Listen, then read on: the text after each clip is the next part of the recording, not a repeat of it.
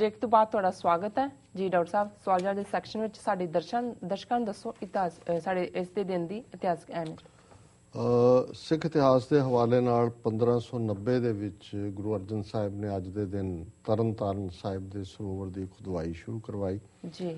1685 ਦੇ ਵਿੱਚ 10ਵੇਂ ਪਾਤਸ਼ਾਹ ਗੁਰੂ ਗੋਬਿੰਦ ਸਿੰਘ ਸਾਹਿਬ ਨੇ ਪੌਂਟਾ ਸਾਹਿਬ ਜਿਹੜਾ ਅੱਜ ਸ਼ਹਿਰ ਹੈ ਉਸ ਦੀ ਨੀਂਹ ਰੱਖੀ ਔਰ ਇਹਦਾ ਨਾਂ ਹੀ ਇਵੇਂ ਹੈ ਪਾਉ ਟਿਕਾ, ਕਿਉਂਕਿ ਨਾਨ ਦੇ ਰਾਜੇ ਦੇ ਸੱਦੇ ਤੇ ਗੁਰੂ ਸਾਹਿਬ ਦੀ ਰਿਆਸਤ 'ਚ ਗਏ। ਜਮਨਾ ਦੇ ਕੰਢੇ ਜਾਂਦੇ ਇੱਕ ਥਾਂ ਤੇ ਆ ਕੇ ਇੰਨੀ ਰਮਣੀਕ ਥਾਂ ਸੀ ਕਿ ਉੱਥੇ ਪੈਰ ਉਹਨਾਂ ਨੇ ਆਪਣਾ ਰੋਕਿਆ, ਘੋੜੇ ਨੇ ਪੌੜ ਰੋਕਿਆ ਔਰ ਇਸ ਤੋਂ ਪਾਉ ਟਿਕਾ ਕਿ ਇੱਥੇ ਪਾਉ ਟਿਕਿਆ। ਔਰ ਇਸ ਭਾਈ ਰਾਮ ਕੰਵਰ ਜਿਹੜੇ ਕਿ ਬਾਬਾ ਬੁੱਢਾ ਜੀ ਦੇ ਪਰਿਵਾਰ ਚੋਂ ਸਨ, ਉਹਨਾਂ ਨੇ ਮੋੜੀ ਗੱਡੀ ਜੀ ਔਰ ਲਗਭਗ 3.5 ਸਾਲ ਫਿਰ ਇਸ ਸ਼ਹਿਰ ਦੇ ਵਿੱਚ ਇਸ ਜਮਨਾ ਦੇ ਕੰਢੇ ਪੌਂਟਾ ਸਾਹਿਬ ਗੁਰੂ ਸਾਹਿਬ ਰਹੇ।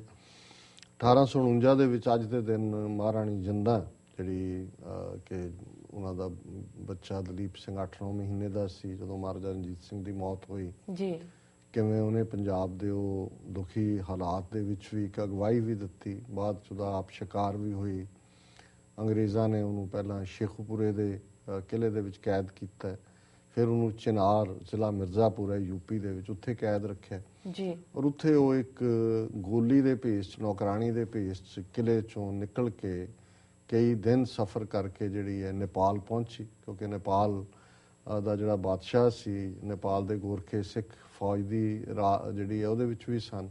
ਉਹਨੇ ਬੜੀ ਉਹਨਾਂ ਨੂੰ ਇੱਜ਼ਤ ਦੇ ਨਾਲ ਟ੍ਰੀਟ ਕੀਤਾ, ਜਾਂ ਜਿਵੇਂ ਅੱਜ ਅਸੀਂ ਪੋਲੀਟੀਕਲ ਅਸਾਈਲਮ ਕਹਿੰਦੇ ਹਾਂ, ਜਿੰਦਾਂ ਨੂੰ ਅਸਾਈਲਮ ਦਿੱਤੀ। ਪਰ ਉਹ ਬਹਾਦਰ ਸਿੰਘ ਨੇ ਉੱਥੇ ਵੀ ਕਿਸੇ ਨਾ ਕਿਸੇ ਤਰੀਕੇ ਨਾਲ ਯਤਨ ਕਰਦੀ ਰਹੀ ਕਿ ਪੰਜਾਬ ਦੇ ਵਿੱਚ ਅੰਗਰੇਜ਼ਾਂ ਨੂੰ ਕੱਢਣ ਦੇ ਲਈ ਕੋਈ ਲਹਿਰ ਸ਼ੁਰੂ ਹੋਏ ਜੀ। ਫਿਰ ਅਖੀਰ ਜਿਹੜੀ ਹੈ ਉਸ ਨੂੰ ਆਪਣੇ ਬੇਟੇ ਦੇ ਕੋਲ ਜਾਣ ਦੀ ਆਗਿਆ ਜਿਹੜੀ ਹੈ ਦੇ ਦਿੱਤੀ ਅੰਗਰੇਜ਼ਾਂ ਨੇ।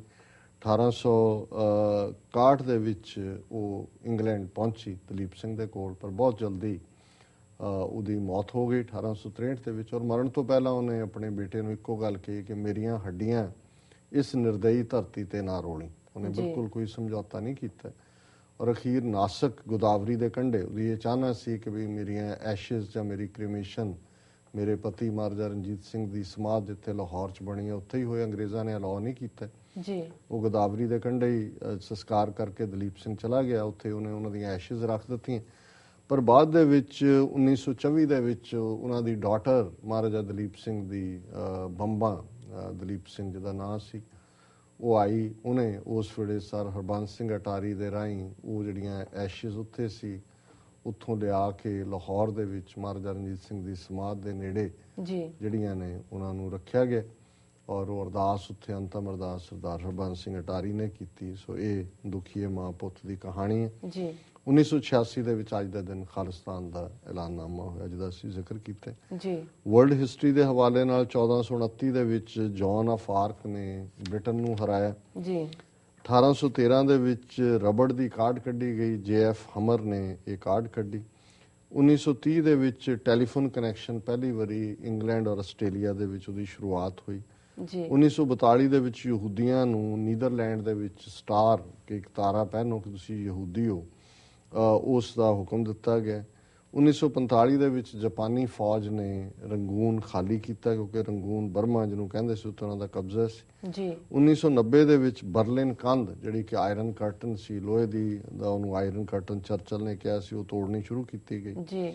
1991 ਚ ਬੰਗਲਾਦੇਸ਼ ਤੂਫਾਨ ਆਇਆ ਜਿਹਦੇ ਚ ਲਗਭਗ 1.5 ਲੱਖ ਲੋਕ ਮਰੇ ਔਰ 1 ਕਰੋੜ ਦੇ ਲਗਭਗ ਬੇਘਰ ਹੋਏ ਜੀ। 1992 ਦੇ ਵਿੱਚ LA ਦੇ ਵਿੱਚ ਰੋਡਨੀ ਕਿੰਗ ਕਾਲਾ ਜਿਹਨੂੰ ਗੋਰੇ ਅਫਸਰਾਂ ਨੇ ਗੋਰੇ ਪੁਲਿਸੀਆਂ ਨੇ ਕੁੱਟਿਆ ਸੀ ਉਹਦੇ ਕੇਸ 'ਚ ਉਹਨਾਂ ਗੋਰਿਆਂ ਨੂੰ ਬਰੀ ਕਰ ਦਿੱਤਾ ਔਰ LA ਦੇ ਵਿੱਚ ਬੜੇ ਵਰਸਟ ਕਿਸਮ ਦੇ ਇੱਕ ਰਾਇਟ ਹੋਏ, ਦੰਗੇ ਹੋਏ ਕਾਲਿਆਂ ਔਰ ਗੋਰਿਆਂ ਦੇ ਵਿੱਚ ਜੀ। ਸੋ ਇਹ ਵਰਲਡ ਹਿਸਟਰੀ ਦੇ ਜੀ। ਡਾਕਟਰ ਸਾਹਿਬ ਤੁਹਾਡਾ ਬਹੁਤ ਬਹੁਤ ਸ਼ੁਕਰੀਆ ਤੇ ਪ੍ਰੋਗਰਾਮ ਦਾ ਸਮਾਂ ਹੁਣ ਬਹੁਤ ਘੱਟ ਹੈ ਤੇ ਤੁਸੀਂ ਸਾਡੇ ਦਰਸ਼ਕਾਂ ਨੂੰ ਦੱਸ ਦਿਓ ਅੱਜ ਦਾ ਵਿਚਾਰ। ਮੇਰਾ ਖਿਆਲ ਹੈ ਸਵਾਲ ਤੁਸੀਂ ਪੁੱਛ ਲਓ, ਮੈਂ ਇਨ ਬਰੀਫ ਜੀ। ਡਾਕਟਰ ਸਾਹਿਬ ਆਮ ਆਦਮੀ ਪਾਰਟੀ ਦੇ ਆਗੂ ਜੋਗਿੰਦਰ ਯਾਦਵ ਨੇ ਕਿਹਾ ਹੈ ਕਿ ਉਹ ਚਾਹੁੰਦੇ ਹਨ ਕਿ ਧਾਰਾ 370 ਦੀ ਭਾਵਨਾ ਸਾਰੇ ਦੇਸ਼ ਵਿੱਚ ਲਾਗੂ ਹੋਵੇ। ਕੀ ਕਹਿਣਾ ਚਾਹੁੰਦੇ ਹਨ ਉਹ? ਜੀ ਡਾਕਟਰ ਸਾਹਿਬ ਦੇਖੋ BBC ਨੂੰ ਜੋਗਿੰਦਰ ਯਾਦਵ ਨੇ ਇੰਟਰਵਿਊ ਦਿੱਤਾ, ਉਹਨੂੰ ਕਿਹਾ ਗਿਆ ਕਿ ਜੀ ਤੁਸੀਂ ਕਸ਼ਮੀਰ 'ਚ ਧਾਰਾ 370 ਖਤਮ ਕਰੋਗੇ।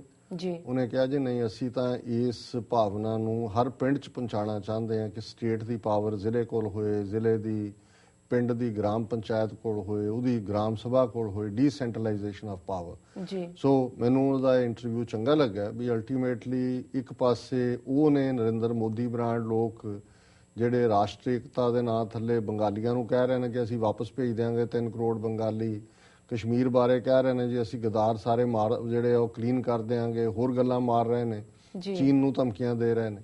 ਪਰ ਚਲੋ ਘੱਟੋ ਘੱਟ ਉੱਥੇ ਭਾਵੇਂ ਅਸੀਂ ਇਹਨਾਂ ਦੇ ਕੋਈ ਹਰ ਗੱਲ ਨਾਲ ਨਾ ਵੀ ਸਹਿਮਤ ਹੋਈਏ, ਪਰ ਇੱਕ ਗੱਲ ਜ਼ਰੂਰ ਜਿਹੜੀ ਸਪਿਰਿਟ ਵੀ ਸੀ ਅਨੰਦਪੁਰ ਦੇ ਮਤੇ ਦੀ, ਇਹ ਇਹਨਾਂ ਨੂੰ ਸਮਝ ਆਣੀ ਸ਼ੁਰੂ ਹੋਈ ਹੈ ਕਿ ਭਾਰਤ ਦੀ ਪ੍ਰੋਬਲਮ ਇਹ ਨਹੀਂ ਹੈ ਕਿ ਉੱਥੇ ਲੋਕ ਅੱਡ-ਅੱਡ ਨੇ ਜਾਂ ਉਹ ਡਾਈਵਰਸਿਟੀ ਪ੍ਰੋਬਲਮ ਨਹੀਂ ਹੈ ਜਿਵੇਂ ਜੋਗਿੰਦਰ ਇਸ ਯਾਦਵ ਨੇ ਕਿਹਾ। ਉੱਥੇ ਪ੍ਰੋਬਲਮ ਹੈ ਕਿ ਏਕਤਾ ਦੇ ਨਾਂ ਥੱਲੇ ਲੋਕਾਂ ਦੇ ਹੱਕ, ਸਟੇਟਾਂ ਦੇ ਹੱਕ, ਕੌਮਾਂ ਦੇ ਹੱਕ ਖੋਏ ਜਾ ਰਹੇ ਨੇ। ਔਰ ਜੇ ਸੱਚਮੁੱਚ ਭਾਰਤ ਦੇ ਵਿੱਚ ਟਰੂ ਫੈਡਰਲ ਸਟਰਕਚਰ ਜੀ ਲਿਆਉਣ ਦਾ ਯਤਨ ਕੀਤਾ ਜਾਂਦਾ ਔਰ ਸਿੱਖਾਂ ਦੇ ਮਾਮਲੇ 'ਚ ਸਿੱਖਾਂ ਨੂੰ ਖਾਸ ਕੰਸੀਡਰੇਸ਼ਨ ਦਿੱਤੀ ਜਾਂਦੀ ਹੈ ਕਿਉਂਕਿ ਅਸੀਂ ਤੀਸਰੀ ਧਿਰ ਸੀ 1947 ਦੇ ਵਿੱਚ, ਤੇ ਅਸੀਂ ਯੂਰਪੀਅਨ ਸਟਾਈਲ ਕੋਈ ਮਾਡਲ ਜਿਹੜਾ ਉਹ ਕ੍ਰੀਏਟ ਕਰ ਸਕਦੇ ਹਾਂ ਕਿ ਫ੍ਰੀ ਮੂਵਮੈਂਟ ਹੋਏ, ਫ੍ਰੀ ਵਪਾਰ ਹੋਏ, ਪਰ ਸਾਡੀ ਆਪਣੀ ਹੋਂਦ ਸੋਵਰਨ ਖਾਲਿਸਤਾਨ ਦੀ ਹੋਏ, ਕਸ਼ਮੀਰੀਆਂ ਦੀ ਹੋਏ, ਨਾਗਿਆਂ ਦੀ ਹੋਏ, ਅਸਾਮੀਆਂ ਦੀ ਹੋਏ, ਮਰਾਠਿਆਂ ਦੀ ਹੋਏ, ਭਾਵੇਂ ਗੁਜਰਾਤੀਆਂ ਦੇ ਵੀ ਹੋਏ, ਸਾਨੂੰ ਉਹਦੀ ਕੋਈ ਪਰਵਾਹ ਨਹੀਂ ਹੈ। ਸੋ ਮੈਂ ਇਸ ਸਟੇਟਮੈਂਟ ਨੂੰ ਜਿਹੜਾ ਹੈ ਐਪਰੀਸ਼ੀਏਟ ਕਰਦਾ। ਜੀ ਡਾਕਟਰ ਸਾਹਿਬ 2 ਮਿੰਟ ਰਹਿ ਗਏ ਨੇ ਸਾਡੇ ਕੋਲ, ਤੇ ਹੁਣ ਤੁਸੀਂ ਸਾਡੇ ਦਰਸ਼ਕਾਂ ਨੂੰ ਦੱਸ ਦਿਓ ਅੱਜ ਦਾ ਵਿਚਾਰ। ਅੱਜ ਦਾ ਵਿਚਾਰ ਅਸੀਂ ਖਾਲਿਸਤਾਨ ਡੈਕਲੇਰੇਸ਼ਨ ਡੇ ਨੂੰ ਹੀ ਸਮਰਪਿਤ 10ਵੇਂ ਪਾਤਸ਼ਾਹ ਦਾ ਇਹ ਸਵਈਆ ਹੈ ਜਿਹੜਾ ਕਿ ਇਹ ਦੱਸਦਾ ਹੈ ਵੀ ਅਲਟੀਮੇਟਲੀ ਜਿਹੜਾ ਇਸ ਧਰਤੀ ਦੇ ਉੱਤੇ ਸੱਚ ਦਾ ਰਾਜ ਹੋਏ, ਚੰਗੇ ਲੋਕ ਪ੍ਰਫੁੱਲਤ ਹੋਣ, ਇਹੀ ਖਾਲਿਸਤਾਨ ਦੀ ਸਪਿਰਿਟ ਵੀ ਹੈ। ਜੀ ਉਹ ਹੈ ਦਾਨਵ ਦੇਵ ਫਨਿੰਦ ਨਿਸਾਚਰ, ਭੂਤ ਭਵਿੱਖ ਭਵਾਨ ਜਪੈਂਗੇ, ਜੀਵ ਜਿਤੇ ਜਲ ਮੈਂ ਥਲ ਮੈਂ, ਪਲ ਹੀ ਪਲ ਮੈਂ ਸਭ ਥਾਪ ਥਪੈਂਗੇ, ਪੁਨ ਪ੍ਰਤਾਪਨ ਬਾੜ ਜੈਤ ਤੁਨ, ਪਾਪਨ ਕੇ ਬੋ ਪੁੰਜ ਖਪੈਂਗੇ, ਸਾਧ ਸਮੂਹ ਪ੍ਰਸੰਨ ਫਿਰੈ ਜਗ, ਛਤਰ ਸਭੈ ਅਵਲੋਕ ਚਪੈਂਗੇ। ਜੀ ਕਿ ਉਹ ਸਿਸਟਮ ਜਿੱਥੇ ਸਾਧ ਸਮੂਹ ਪ੍ਰਸੰਨ ਫਿਰੈ ਜਗ, ਜਿੱਥੇ ਭਲੇ ਲੋਕ ਪ੍ਰਸੰਨਤਾ ਦੇ ਨਾਲ ਪ੍ਰਫੁੱਲਤ ਹੋਣ, ਜੀ ਤੇ ਛਤਰ ਸਭੈ ਅਵਲੋਕ ਚਪੈਂਗੇ, ਸਾਰੇ ਦੁਸ਼ਮਣ ਜਿਹੜੇ ਨੇ ਉਹਨਾਂ ਨੂੰ ਪਤਾਲ ਦੇ ਵਿੱਚ ਵਾੜਨਾ, ਉਹਨਾਂ ਨੂੰ ਪਨਿਸ਼ ਕਰਨਾ, ਪੁਨ ਪ੍ਰਤਾਪਨ ਬਾੜ ਜੈਤ ਤੁਨ। ਔਰ ਉਸ ਚੰਗੇ ਸਿਸਟਮ ਜਿੱਥੇ ਸੰਤਾਂ ਨੇ ਪ੍ਰਫੁੱਲਤ ਹੋਣਾ, ਭਲੇ ਲੋਕਾਂ ਨੇ ਹੋਣਾ, ਜਿਹੜੇ ਪੁੰਨ ਪ੍ਰਤਾਪ ਨੇ, ਚੰਗੇ ਕੰਮ ਨੇ, ਉਹ ਪ੍ਰਫੁੱਲਤ ਹੋਣ, ਪਾਪਨ ਕੇ ਉਹ ਪੁੰਜ ਖਪੈਂਗੇ, ਜਿਹੜੇ ਨੈਗੇਟਿਵ ਸਟਰੈਂਥ ਵਾਲੇ ਨੇ, ਨੈਗੇਟਿਵ ਲੋਕ ਨੇ, ਉਹਨਾਂ ਦਾ ਜਿਹੜਾ ਉਹ ਥੱਲਾ ਲੱਗੇ। ਜੀ ਪੁੰਨ ਪ੍ਰਤਾਪਨ ਚੰਗੇ ਕੰਮਾਂ ਦਾ ਜਿਹੜੀ ਆ ਉਹ ਵਡਿਆਈ ਹੋਏ, ਤਾਂ ਕਿ ਸਾਧ ਸਮੂਹ ਪ੍ਰਸੰਨ ਫਿਰੈ ਜਗ, ਛਤਰ ਸਭੈ ਅਵਲੋਕ ਚਪੈਂਗੇ, ਭਲੇ ਲੋਕ ਜਿਹੜੇ ਨੇ ਉਹ ਖੁਸ਼ੀ ਦੇ ਨਾਲ ਵਿਕਾਸ ਕਰ ਸਕਣ। ਇਹੀ ਖਾਲਿਸਤਾਨ ਦੇ ਐਲਾਨਨਾਮੇ ਦੀ ਸਪਿਰਿਟ ਵੀ ਹੈ ਔਰ ਇਹੀ ਸਾਡੀ 2 ਵੇਲੇ ਦੀ ਅਰਦਾਸ ਵੀ ਹੈ ਕਿ ਨਾਨਕ ਨਾਮ ਚੜ੍ਹਦੀ ਕਲਾ ਤੇਰੇ ਭਾਣੇ, ਸਰਬੱਤ ਕਾ ਭਲਾ, ਸਰਬੱਤ ਦਾ ਭਲਾ। ਔਰ ਅਸੀਂ ਸਰਬੱਤ ਦਾ ਭਲਾ ਵੀ ਜਿਹੜਾ ਉਹ ਖਾਲਿਸਤਾਨ ਦੀ ਤਾਮੀਰ ਇਸ ਲਈ ਕਰਨੀ ਹੈ ਕਿ ਉੱਥੇ ਸਰਬੱਤ ਦਾ ਭਲਾ ਹੋ ਸਕੇ, ਤਾਂ ਕਿ ਕੋਈ ਕਿਸੇ ਨੂੰ ਜਿਹੜਾ ਰਿੰਝਾਏ ਨਾ, ਤੰਗ ਨਾ ਕਰੇ, ਕਿਸੇ ਦਾ ਹੱਕ ਨਾ ਖੋਏ। ਤੇ ਮੈਂ ਕਨਕਲੂਡ ਕਰਾਂ ਜਿਹੜਾ ਗੁਰੂ ਅਰਜਨ ਸਾਹਿਬ ਦਾ ਫਰਮਾਨ ਹੈ ਕਿ ਉਹ ਰਾਜ ਜਿੱਥੇ ਕੋਈ ਪੈ ਹੁਣ ਹੁਕਮ ਹੋਆ ਮਿਹਰਵਾਨ ਦਾ, ਪੈ ਕੋਏ ਨਾ ਕਿਸੇ ਰਿੰਝਾਣ ਦਾ, ਸਭੇ ਸੁਖਾਲੀ ਵੁੱਠਿਆ ਹੁਣ ਹੋਆ ਹਲੀਮੀ ਰਾਜ ਜਿਓ।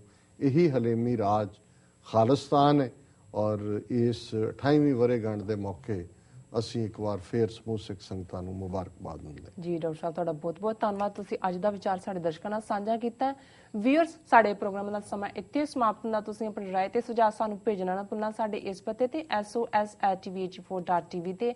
ਅਸੀਂ ਆਪਣਾ ਪ੍ਰੋਗਰਾਮ ਲੈ ਕੇ ਫਿਰ ਤੁਹਾਡੇ ਰੂਬਰੂ ਹੋਵਾਂਗੇ। ਤਦ ਤੱਕ ਲਈ ਮੈਨੂੰ ਤੇ ਆਪਣੇ ਡਾਕਟਰ ਸਾਹਿਬ ਨੂੰ ਆਗਿਆ ਦਿਓ। ਵਾਹਿਗੁਰੂ ਜੀ ਕਾ ਖਾਲਸਾ, ਵਾਹਿਗੁਰੂ ਜੀ ਕੀ ਫਤਿਹ।